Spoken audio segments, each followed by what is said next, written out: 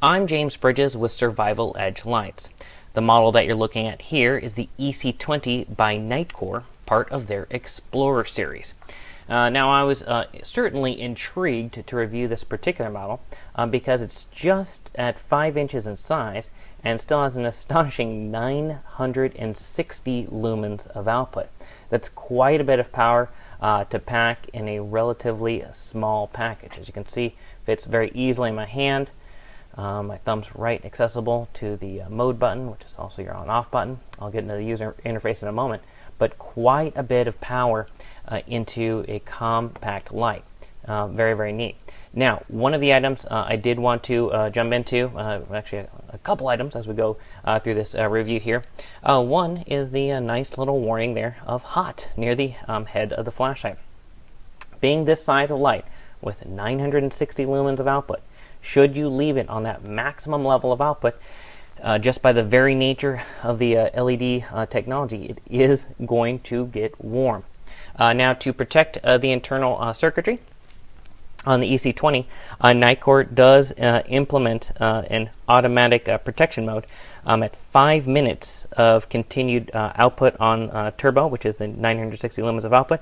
It will reduce the output level to protect the circuitry and to reduce the volume of overheating. So if you are actively using it, just keep that in mind, or if you hand it to a young one, keep in mind that it is going to get a little bit warm, so be aware of that.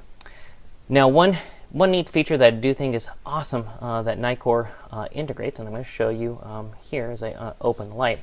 You can operate this light on either 2 CR123A batteries or one 18650 lithium-ion battery. When we test lights, generally we're using this battery, the 2600 mAh 18650 battery. It's just great. You can recharge it. It's a pretty awesome battery to use. Now, as I screw this back together, you're going to find a very neat piece of functionality here.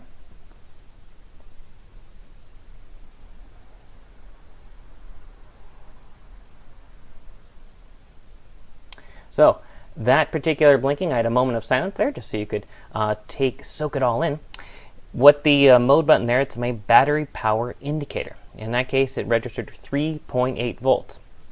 The first series of blinks is the your first primary level voltage, followed by a pause, and then the tenths of voltage. So in that case, you saw 1, 2, 3, a pause, followed by 8 successive blinks, which was the 0.8, so 3.8 volts. Or in this case, my battery, my 18650 is about 3/4 charged. And there's a nice little chart included in the instruction manual. If you are using the 2 CR123A batteries, there is a different level of full power because you're using those two. It's actually 6.4 volts would be full power on those. So it gives you a nice little easy to read chart. I find that incredibly handy just to get a little bit extra data on your light. Whether you're out in the field or you're camping, or oh man, I wonder how much power I've left, it gives you a good idea of how much is remaining. Now, one aspect on this before I get to the user interface, you will find here where you'll see on some of the lights there's a tail cap switch. In this case, no switch, just nice and clear. Makes it very easy for its tail standability. There's no button to get in the way on that one. So, on to the user interface. In this case, it's a one-button user interface. If you watched some of my other videos that we've shared through Survival Edge Lights, you're probably going, hey, he always talks about a 2-button interface. Yes, I frequently do because I do like the simplicity of it. In this case, with this size of light, the one button, they made it pretty smart without having to be too smart to use it. Sometimes the series of clicks to use functionality can become a little annoying. I think they did a pretty good balance here on the single button. So, what do we do? In this case, I'm going to show you. So we have press it down once.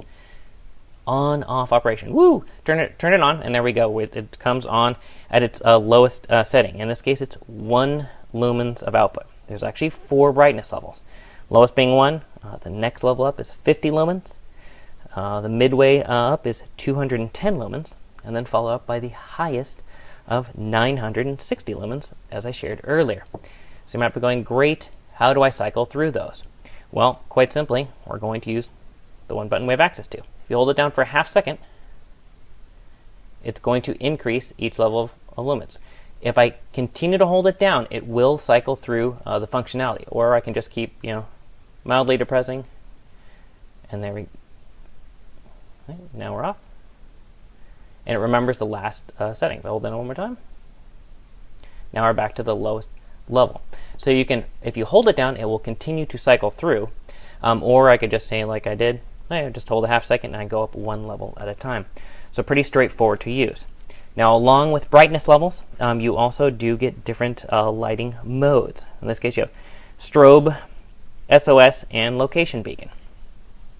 To access those, when you are in the on position of the light, you press down the button twice in rapid succession.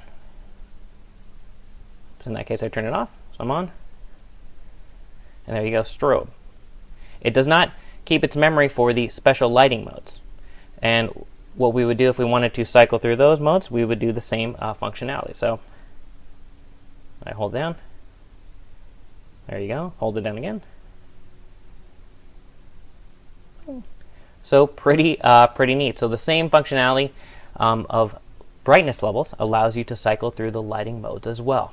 So quite a bit of power packed in to that one button, but found it pretty straightforward to use, especially with just that half-second hold that you can do to be able to get through the different levels. We'll continue to read on, find out more, and see if the Nitecore EC20 is right for your next adventure.